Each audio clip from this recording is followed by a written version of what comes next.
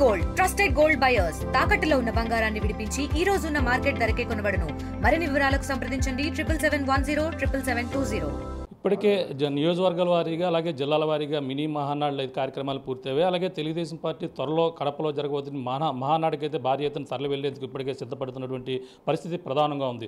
అలాగే ఇప్పటివరకు కూడా మహానాడులు కూడా ఎంతో దిగ్విజయం జరిగింది. గతంలో తూర్పుగోదావరి జిల్లా కూడా గత సంవత్సరం కూడా ఇక్కడ ఆతిథ్యం ఇచ్చినటువంటి పరిస్థితి ఉంది. ఇప్పుడు కడపలో జరగబోతున్న మహానాడు ఏ విధంగా ఉండబోతుంది అనేది తెలుసుకునేందుకు అలాగే పొలిట్ బ్యూరో సభ్యులు అలాగే రాజమండ్రి రూరల్ ఎమ్మెల్యే గోరెంట్ల బుచ్చయ్య చౌదరి గారు ఉన్నారు. మాట్లాడే ప్రయత్నం చేద్దాం. సార్ చెప్పండి, ఇప్పుడు కడపలో జరగబోతున్న మహానాడు ఏ విధంగా జరగబోతుంది, ఈ మహానాడు స్పెషాలిటీ ఏ విధంగా ఉండబోతుంది, అంటే కూటమి ప్రభుత్వం వచ్చిన తర్వాత జరుగుతున్న మహానాడు ఏ విధంగా చూడాలంటారు? రాష్ట్ర ప్రజల ఆకాంక్షలకు అనుగుణంగా నూతన నిర్ణయాలు జరగాల్సిన అవసరం ఉంది. ఎన్డీఏ కూటమి అన్ని మతాలకి అన్ని ప్రాంతాలకి సమాన ప్రాతినిధ్యం ఇస్తూ గౌరవిస్తూ ముందుకు సాగాలి. వెనుకబడ్డ రాయలసీమలో ఈ రోజున జరుగుతున్న ఈ సమావేశం ద్వారా పునరంకితం అవుతుంది. పార్టీ 44 సంవత్సరాల చరిత్ర కలిగిన తెలుగుదేశం పార్టీ కార్యకర్తల బలం వల్ల ఈ రోజు కూడా ఉంది. అనేక మంది ఆయారంలో గయారంలో నాయకులు పార్టీలు ఫిరాయించి అటు ఇటు పోయినా వచ్చినా కూడా పార్టీ కోసం పనిచేసిన కార్యకర్తల బలం వల్లే కష్ట నష్టాలను ఎదుర్కొని ఇవాళ పార్టీకి ఎదురొడ్డారు. అనేక మంది కాలగర్భంలో కలిశారు. ఇంకా కొంతమంది ఈ రోజు కూడా సైకిల్ దొక్కుంటూ పార్టీకి సేవ చేసేవాళ్ళు ఉన్నారు. వాళ్ళందరినీ గౌరవించాల్సిన బాధ్యత ఉంది. ఇవాళ రాష్ట్రం అనేక ఆర్థిక ఇబ్బందులు ఉన్నాయి. ఉమ్మడి రాష్ట్రం విడిపోయిన తర్వాత అనేక సమస్యలు ఉన్నాయి. ఆర్థికమైన గత ప్రభుత్వ నిర్వాహకం వల్ల జరిగిన అప్పులు చప్పులన్నీ కూడా పెనుభారం అయిపోయింది. పాత బాకీలు తీర్చే పరిస్థితి, కొత్తగా మనం సంక్షేమ కార్యక్రమాలు అమలు చేస్తున్న విధానంలో కొన్ని లోటుపాట్లు సరి చేసుకుంటూ వెళ్లాల్సిన అవసరం ఉంది. భారం ఉంది, ఆర్థిక లోటుపాట్లు భారం ఉంది. ఆర్థికంగా నిలదొక్కోవడం కోసం రాష్ట్రాన్ని పారిశ్రామికంగా ముందుకు తీసుకెళ్ళడం కోసం కార్యక్రమం నడుస్తుంది. ఒకవైపు సంక్షేమం, మరోవైపు అభివృద్ధి దృష్టిలో ముందుకెళ్తున్నాం. ఇవాళ దేశవ్యాప్తంగా అన్ని రాష్ట్రాలు ముందుకు చొచ్చుకువెళ్తున్నాయి. ముందుకెళ్లాల్సిన రాష్ట్రం వెనుకబడిపోయింది. దీన్ని ముందుకు తీసుకెళ్లడం కోసం చంద్రబాబు గారు విజనరీగా కార్యక్రమాలు తీసుకుంటూ ఉన్నారు. పవన్ కళ్యాణ్ గారి సహకారం, లోకేష్ గారి దూరదృష్టితోటి కార్యక్రమాలు నడుస్తూ ఉన్నాయి. ఇవాళ మేము ఒకటే చెబుతున్నాం, అన్ని ప్రాంతాలకి అన్ని సామాజిక వర్గాలకు న్యాయం చేసే లక్ష్యంలో కార్యక్రమం ఉంది. ఈ రాష్ట్రంలో శాంతి భద్రతలు కాపాడటంలో మనం ముందుకెళ్తున్నాం. గత ప్రభుత్వ నిర్వాహకం వల్ల జరిగిన అవినీతి అరాచక విధానాల మీద ఆటగట్టించి ముందుకు సాగే కార్యక్రమాలు, ఇవన్నీ డిబేట్. గత ప్రభుత్వ నిర్వాహకాల మీద, మనం తీసుకోబోయే నిర్ణయాల మీద, అమలవుతున్న విధానాల మీద, లోటుపాట్ల మీద చర్చిస్తాం. మహానాడులో ఆత్మవిమర్శ చేసుకుంటాం, లోటుపాట్లను సరి చేసుకుంటాం. ఏదైనా చిన్న చిన్న లోటుపాట్లను సరి చేసుకుంటాం. ఇచ్చిన మాట తప్పలేదు, మడం తెప్పలేదు, ముందుకు సాగుతాం. ఉన్నాయి, ఇబ్బందులు ఉన్నాయి. ఇవాళ రైతులకి సహాయం అందించాల్సిన అవసరం ఉంది. తల్లికి వందనం కార్యక్రమం అమలు చేయాల్సిన అవసరం ఉంది జూన్లో. ఆర్థిక అలాగే సంక్షేమ కార్యక్రమంతో అభివృద్ధి కార్యక్రమాలు చేయాలి. రోడ్లు, రహదారులు, భవనాలు నిర్మాణాలు కూడా ఆగిపోయినాయి ఎక్కడికక్కడ. వాటన్నిటికీ నిధులు కేటాయింపు చేయడం కత్తి మీద సవాల్ లాంటిది. ఇవాళ అన్నింటినీ కూడా ముందుకు జరుగుతున్నాం. ఒకవైపు పోలవరం ప్రాజెక్ట్ కంప్లీట్ చేయాలి, బనకచర్ల అనుసంధానం చేయాలి, ఉత్తరాంధ్రాన్ని న్యాయం చేయాలి, రాయలసీమకు న్యాయం చేయాలి, కోస్తాంధ్రలో రైతాంగానికి మత్స్య పరిశ్రమను ఆదుకోవాల్సిన అవసరం ఉంది. కొన్ని రాయితీలు వారికి ఇవ్వాలి. మూతపడ్డ పరిశ్రమలు తెరిపించాల్సిన అవసరం కూడా రాష్ట్ర ప్రభుత్వం మీద ఉంది. కొత్త పరిశ్రమలతో పాటు అవి కూడా మేము దృష్టి సారిస్తాం.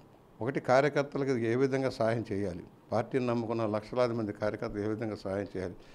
బహుశా భారతదేశంలో ఏ రాష్ట్రం చేయని విధంగా, ఏ పార్టీ చేయని విధంగా కార్యకర్తల సంక్షేమం కోసం తెలుగుదేశం పార్టీ వినూత్న కార్యక్రమాలతో ముందుకు సాగుతుంది. వాళ్ళని ఆదుకుంటుంది. ఎన్టీఆర్ ట్రస్ట్ ద్వారా సహాయం అందించడం కానీ, పార్టీ ఫండ్ ద్వారా సహాయం చేయటం కానీ, ప్రభుత్వంతో పాటు పార్టీ యొక్క కార్యక్రమాల్లో భాగస్వాములు చేయటమే కాదు, వారి యొక్క కళాశాలల్లో, పాఠశాలల్లో సీట్లు ఇప్పించడం కానీ, వారికి ట్రైనింగ్ ఇప్పించడం, ఉద్యోగ కల్పన కోసం ట్రైనింగ్ ఇప్పించే కార్యక్రమం అమలు చేస్తుంది. బ్లడ్ బ్యాంక్ లాంటి మేము బహుశా భారతదేశంలో ఏ పార్టీ చేయని విధంగా మంచి బ్రహ్మాండమైన ఎన్టీఆర్ ట్రస్ట్ ద్వారా బ్లడ్ బ్యాంకు, క్యాన్సర్ హాస్పిటల్ నిర్వర్తిస్తుంది. ఇవాళ ఈ సంక్షేమం ఏ పార్టీ కూడా చేయట్లా. చాలా భారీ ఎత్తున సహాయం చేస్తుంది. ఎవరైనా కార్యకర్త మరణిస్తే వారికి సహాయం చేయడం, వారి బిడ్డలను ఆదుకోవడం, చదువు చెప్పించే కార్యక్రమం కూడా అమలు చేస్తుంది.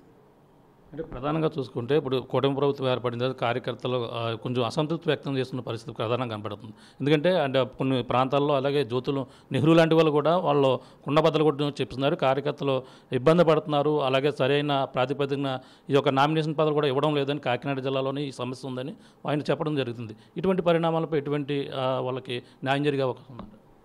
ఉమ్మడి ప్రభుత్వం ఏర్పడినప్పుడు కొన్ని సమస్యలు వస్తాయి. కొంతమంది నాయకులు డిస్లోకేట్ అవుతున్నారు. కష్టపడి పనిచేసి పార్టీ కోసం పనిచేసిన వాళ్ళు న్యాయబద్ధంగా కొన్ని సీట్లు ఇతర పార్టీలు కేటాయింపు చేయడంలో అక్కడ ఒక ఏర్పడుతుంది. మరి ఇతర పార్టీలు ఆ వ్యాక్యూమ్లోకి వచ్చారు. అక్కడ కొన్ని లోటుపాట్లు ఉన్నాయి. కార్యకర్తలు కొంచెం మనోధైర్యం ఇబ్బంది పడుతున్న మాట యథార్థమే. కొన్ని పోస్టింగ్ల విషయంలో చాలా చోట్ల వస్తుంది, ఇది సమస్య వస్తుంది. మా దగ్గర కూడా మాకు రాలేదు అది ఇది అని చెప్పేసి సరైన గుర్తింపు రావట్లేదు అనే ఫీలింగ్ కొంత చోట్ల ఉంది. దాన్ని పార్టీ అధిష్టానం దృష్టికి తీసుకువెళ్తున్నాం, రెక్టిఫై చేయాలి, కొంత సమన్వయం చేయాలి, నాయకులతో మాట్లాడాలి.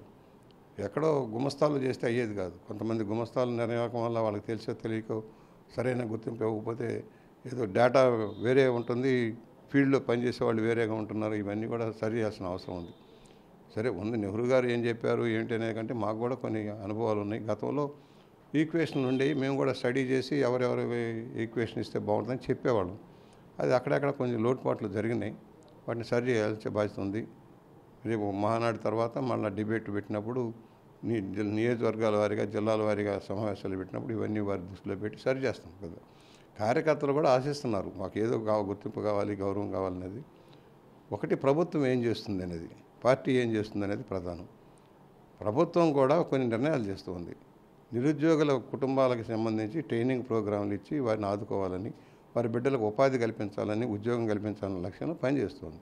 ఆర్థికంగా సర్దుబాటు చేయించే దానికోసం బ్యాంకు రుణాల ద్వారా సెల్ఫ్ ఎంప్లాయ్మెంట్ స్కీమ్లు ప్రమోట్ చేయాలని. అందరికీ ప్రభుత్వ ఉద్యోగాలు రావు. సెల్ఫ్ ఎంప్లాయ్మెంట్ స్కీమ్లు ప్రమోట్ చేయడం కోసం ట్రైనింగ్ ఇచ్చేది పార్టీని ఆదుకోవాలనే లక్ష్యంలో ఉన్నాం. ఎందుకంటే ఈ సంవత్సరం కొంచెం గడ్డు సంవత్సరం, నిధులు లేవు. అడిగిన ఎలా చేయడానికి ప్రభుత్వం దగ్గర నిధులు లేవు. కొన్ని సమస్యలు ఆగిపోతున్నాయి, బిల్స్ పెండింగ్ ఉన్నాయి. అన్ని మతాలకి అన్ని కులాలకు సంబంధించిన గ్రాంట్స్ అన్ని రిలీజ్ కావాల్సిన అవసరం ఉంది. జగన్మోహన్ రెడ్డి చేసిన నిర్వాహకం వల్ల 11 లక్షల కోట్ల రూపాయలు దాదాపుగా అప్పులమై అయిపోయింది రాష్ట్రం. ఏమైపోయిందంటే నిరుపయోగం అయిపోయినాయి. సక్రమంగా ఉపయోగిస్తే తప్పులేదు, నిరుపయోగం అయిపోయినాయి. ఇవాళ మళ్ళీ అన్నింటినీ సరి చేసుకుంటూ రావాలి. అన్ని శాఖలకి న్యాయం చేయాల్సిన అవసరం ఉంది. అన్ని శాఖలకి, అన్ని రంగాలకి, అన్ని జాతులకి న్యాయం చేయాలన్నప్పుడు కొంచెం ఇబ్బందికరమైన పరిస్థితి. కేంద్రం ఒప్పించి కొన్ని గ్రాంట్లు తెచ్చి కొన్ని పథకాలు మొదలుపెట్టాలన్న ఆలోచనలో రాష్ట్ర ప్రభుత్వం కృషి చేస్తుంది. రిజల్ట్ వస్తుంది, ఇవాళ రిజల్ట్ వస్తుంది. ఇటుమెట్ నేను మొదటనే చెప్పాను, 2-3 సంవత్సరాలు పట్టింది రాష్ట్రం మళ్ళీ గాడిలో పడటానికి 2-3 సంవత్సరాలు పడుతుందని చెప్పాను. ఒక సంవత్సరంలో చాలా మార్పు కనపడుతుంది. ఈ సంవత్సరం ఇంకా ఎక్కువ మార్పు కనపడుతుంది. తెలుగుదేశం పార్టీ నిజంగా కాకినాడ జిల్లాలోనే మనుగడ కష్టంగా ఉందని ఎవరైతే జ్యోతులు నవీన్ కూడా చెప్పడం జరిగింది. అలాగే పిఠాపురాన్ని ప్రత్యేకంగా చూడాలి, వరమకి ఎటువంటి స్థానం కల్పించలేదని కూడా అక్కడ కార్యకర్తలు కావచ్చు ఆయన కూడా అసంతృప్తి ఉంది. ఇలాగే అన్ని చోట్ల జరుగుతుందని చెప్పేసి అంటున్నారు. ఎలా చూడాలి? ఉన్నది కొన్ని చోట్ల కొంతమంది సర్దుబాటు చేసుకుంటూ వస్తున్నారు. కొంతమందికి పరోక్షంగా మన ఎమ్మెల్సీలు గాను బ్యాంకుల్లోనూ వాటిలోనూ ఇచ్చుకుంటూ వస్తూ ఉన్నారు. కొంతమంది కార్పొరేషన్ ఇచ్చారు, అక్కడ కూడా చేయాలి. ఎందుకంటే కాకినాడ ఏరియాలో కొంచెం ఎక్కువ జనసేన ఎక్కువ కేటాయింపులు అవడంలో కొన్ని సమస్యలు ఉన్నాయి. పోస్టులు కూడా అన్నీ వాళ్ళకే వచ్చాయి. మా పార్టీలో అసంతృప్తి ఉన్నమాట యథార్థమే. అక్కడ అన్నీ కూడా జనసేనకు సంబంధించిన వాళ్ళకి వెళ్తున్నాయి, కార్పొరేషన్లో అన్నీ అనే ఫీలింగ్ ఉంది. దాన్ని కూడా సార్ట్అవుట్ చేయాలి. మా గోదావరి జిల్లాలో కూడా దాన్ని కొంచెం బ్యాలెన్స్ చేయాల్సిన అవసరం ఉంది. గోదావరి జిల్లాలో వన్ సైడ్ వెళ్తుంది అనేది కాదు, ఒకసారి వాళ్ళు మేజర్గా వచ్చారు కనుక వాళ్ళు అటు నుంచి వెళ్తున్నాయి. ఇటు కూడా న్యాయం జరగాలనే భావన ఉన్నమాట యథార్థం. అది మేము అధిష్టానం తీసుకొని సరి చేస్తాం. ఇంత మిత్ర పక్షంగా ఉన్నప్పుడు కొన్ని చిన్నవి ఉంటాయి సర్దుబాటు. అది పవన్ కళ్యాణ్ గారి దృష్టికి తీసుకెళ్ళి అటు ఇటు సర్దుబాటు చేసుకోవడం పెద్ద కష్టమేనని నేను అనుకోవట్లేదు. ఎటువంటి తీర్మానాలు చేయబోతున్నారు? ప్రధానంగా ఇప్పుడు ఏదైతే ఇప్పుడు జరుగుతున్న మహానాడులో ఎటువంటి తీర్మానాలు ఉండబోతుందని చూడండి. తీర్మానాలు అంటే మనం ఏదైతే గతంలో వాగ్దానాలు చేసామో వాటిని అమలు చేయటం, దానిలో లోటుపాటు చర్చించి ఏ విధంగా ఇంప్లిమెంట్ చేయాలి, ప్రజలకు అనుకూలమైన నిర్ణయాలు ఎలా జరగాలి, ఎలా అనుసంధానం చేయాలి, ఒక్క పేదవాడికి కూడా అన్యాయం జరగకుండా, నిరుపేదకు అన్యాయం చేయకుండా ఎలా ముందుకెళ్ళాలి, ఈ దోపిడీని ఎలా ఆపాలి, ఏ విధంగా ప్రజలకు సహకారం అందించే లక్ష్యంలో ముందుకెళ్తాం. అన్ని వర్గాలని, రైతాంగ సమస్యలు ఎలా పరిష్కారం చేయాలి, ధరలు పెరగకుండా ఎలా చూసుకోవాలి, గిట్టుబాటు ధరలు ఎలా ఇవ్వాలి, ఇవన్నీ కాన్సెప్ట్లు. మనం ఇచ్చిన వాగ్దానాలు 6 పాయింట్ ప్రోగ్రామ్ని ఎలా ఇంప్లిమెంట్ చేస్తాం, దానికన్నా ఆర్థిక వనరులు సర్దుబాట్ల మీద కూడా డిబేట్ నడుస్తుంది. ఉన్న దాంట్లో ఎలా సర్దుబాటు చేసుకుంటూ ఏ టైంలో ఎలాగా రిలీజ్ చేసుకుంటూ క్యాలెండర్, జాబ్ క్యాలెండర్ లాగానే ప్రోగ్రామ్ క్యాలెండర్ కూడా పెట్టి టైం బౌండ్లో ఎలా చేస్తామనేది ఒక ఆలోచన. అంటే ప్రధానంగా చూసుకుంటే లోకేష్ యువ నాయకత్వం అందరూ కూడా కోరుకుంటున్నారు అంటున్నారు. ఈ యొక్క ఏదైతే మినీ మహాండ్లో ఇది ప్రస్తావన కూడా వచ్చే అవకాశం ఉందో, ఆయనకి కీలక బాధ్యతలు అప్పచెప్పే అవకాశం ఉందంటారా? ఆల్రెడీ నాయకుడే కదా, ఇంకా కొత్తగా అప్పచెప్పేదే ఉంది. ఆల్రెడీ మినిస్టర్ ఫర్ అనేక శాఖలకు మంత్రిగా ఉన్నారు, పారిశ్రామిక ప్రగతి కోసం కృషి చేస్తున్నారు, ఎడ్యుకేషన్లో మార్పులు చేస్తూ ఉన్నారు, రాష్ట్ర ప్రధాన కార్యదర్శిగా ఉన్నారు. ఇంకా కొత్తగా చేసేది ఏముంది? ఆల్రెడీ బాధ్యతలు ఆల్రెడీ ముఖ్యమంత్రిగా చంద్రబాబు గారు ఉన్నారు, ఆయన తనయుడు కీలక శాఖలు ఉన్నారు, పవన్ కళ్యాణ్ గారు ఉన్నారు. వాళ్ళు సమన్వయం చేసుకుంటూ ముందుకు సాగుతున్నారు. వాళ్ళు కొత్తగా అప్పచెప్పేది ఏముంది? అంటే మీలాంటి సీనియర్లు కావచ్చు, అలాగే యనమల రామకృష్ణ కావచ్చు, జిల్లాలో కూడా కొంచెం అసంతృప్తి కూడా కీలకమైన బాధ్యతలు ఇవ్వడం లేదని కూడా చెప్పుకొస్తున్న పరిణామం కూడా. ఎవరి గురించో నాకు అనవసరం, నాకు సంబంధించి నా పని నేను చేసుకుంటా. 82 నుంచి ఎమ్మెల్యేగా 7 సార్లు ఎన్నికయ్యా. జనంలో ఉంటా, జనం కోసం పనిచేస్తా. అభివృద్ధి ధ్యేయంగా పనిచేస్తా. నాకు గ్రూపులు లేవు, రాజకీయాలు లేవు, గాడ్ ఫాదర్స్ లేరు. నా పని నేను చేస్తా. పదవులు ఇస్తారు, వాళ్ళ అవసరాలను పట్టించుకుంటారు, దాన్ని బట్టి నేను పట్టించుకోను.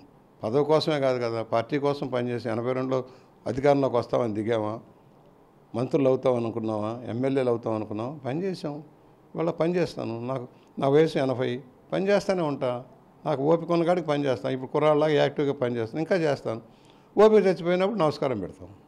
సుమారు ఈ యొక్క మహానాడికి ఎంతమంది హాజరయ్యే అవకాశం ఉందో, గతంలో మన తూర్పుగోదావరి జిల్లాలో జరిగినటువంటి పరిణామం ఎంతమంది వచ్చే అవకాశం ఉంది అనుకుంటున్నాను? ఇది అక్కడ రాయలసీమ నుంచి ఎక్కువ ప్రొజెక్షన్ ఉంటుందండి. రాయలసీమ వెనుకబడి అక్కడి నుంచి, ఎందుకంటే దూరం ఎండాకాలం ఇవన్నీ కూడా జనం రావడం. మా దగ్గర నుంచి డెలిగేట్స్ వెళ్తున్నాం. దాదాపు 200 మంది డెలిగేట్స్ రాజమండ్రి రూరల్ నుంచి మేము ఒక 40 కారుల్లో బయలుదేరుతున్నాం. రేపు 40-50 కార్లు అవుతున్నాయి. కారుల్లో బయలుదేరి ఏర్పాట్లు కూడా ఇబ్బంది కదా అక్కడ వెనుకబడ్డ ప్రాంతంలో, అవన్నీ దృష్టిలో పెట్టుకుని వెళ్తున్నాం. బహిరంగ సభకు భారీగా తరలి వస్తారు, లక్షలాది మంది వస్తారు. కానీ డెలిగేట్స్ వచ్చేటప్పటికి కొన్ని వేల మంది ఉంటారు. ప్రతి నియోజకవర్గం నుంచి 200 మంది దాకా, అలాగా ఒక 4-5-6 వేల దాకా డెలిగేట్స్ ఉంటారు. డెలిగేట్ సమావేశాలు 2 రోజులు జరుగుతాయి. ఆఖరి రోజులో బహిరంగ సభ అది ఉండే అవకాశం ఉంటుంది. దానికి లక్షలాది మందిగా తరలి వస్తారు. ఆ ప్రాంతాల నుంచి, దగ్గర ప్రాంతాల నుంచి ఎక్కువగా వస్తారు. ఫైనల్గా ఏం కోరుకుంటారు? రాజమండ్రి రూరల్ నుంచి ఇప్పటికే మీ అయ్యంలో 7 సార్లు అభివృద్ధి చేస్తూ వస్తున్నారు. ఫైనల్గా మినిమాలో మీ తీర్మానం ఏమైనా పెట్టబోతున్నారు రాజమండ్రి రూరల్ కోసం? ఏం లేవు, ఆల్రెడీ అనేక విషయాలు డిస్కస్ చేస్తున్నాం. విషయాలు తెలుసు కనుక మిగతా వాళ్ళ కాదు, ఇబ్బందులు సబ్బందులు, ఆర్థిక ఇబ్బందులు రాష్ట్రంలో ఉన్నది అన్ని విషయాలు తెలుసు కనుక సీనియర్ మెంబర్గా మాకు అవగాహన ఉంది, పూర్తి అవగాహన ఉంది. సంస్థలకు సంబంధించిన అన్ని అవగాహన ఉంది. దారిని పోయేవాడు ఏదో మాట్లాడితే నేను మాట్లాడే మనుషులను కాదు, డబ్బాలు కొట్టుకోవాల్సిన అవసరం అంతకంటే లేదు. నాలెడ్జ్ ఉంది, అవగాహన ఉంది, ఎలా సార్ట్అవుట్ చేయాలో అవగాహన ఉంది. ఆ విధంగా చేసుకుంటూ వెళ్ళిపోతాం. Thank you. చూస్తున్నా ఇది పరిస్థితి. త్వరలో కడపలో జరగబోతున్నటువంటి మినీ మహానాడు అయితే భారీ ఎత్తున అయితే జరగబోతుంది. అలాగే ప్రధానమైనటువంటి ఏదైతే కూటమి ప్రభుత్వం వచ్చిన తర్వాత ఇచ్చినటువంటి హామీలు నెరవేర్చే దిశగా సూపర్ 6 అమలు ఏ విధంగా వెళ్ళాలి, ఇటువంటి నిర్ణయాలతో పాటు ప్రధానంగా అన్ని సమస్యలు కూడా కార్యకర్త కష్టపడిన వాడికి 10 వరకు కూడా గుర్తించే విధంగా కూడా కృషి చేసేందుకు అన్ని తీర్మానాలు కూడా ప్రవేశపెట్టేందుకు భారీ ఎత్తున అయితే కనీవిని ఎరిగిన రీతిలో ఈ యొక్క మహానాడు అయితే జరగబోతుందని అలాగే సీనియర్ నాయకులు, అలాగే పొలిట్ బ్యూరో సభ్యులు, రాజమండ్రి రూరల్ ఎమ్మెల్యే బోరంటి బొత్స చౌదరిగా చెప్తున్న పరిస్థితి ప్రధానంగా ఉందని చెప్పాలి. ఇది ఇక్కడ ఉన్న తాజా పరిస్థితి. కెమెరా అనిల్తో ప్రకాష్, RTV, రాజమండ్రి రూరల్ నుంచి. ఇండియా పాకిస్తాన్ తాజా అప్డేట్స్ కోసం డౌన్లోడ్ చేసుకోండి RTV లైవ్ యాప్.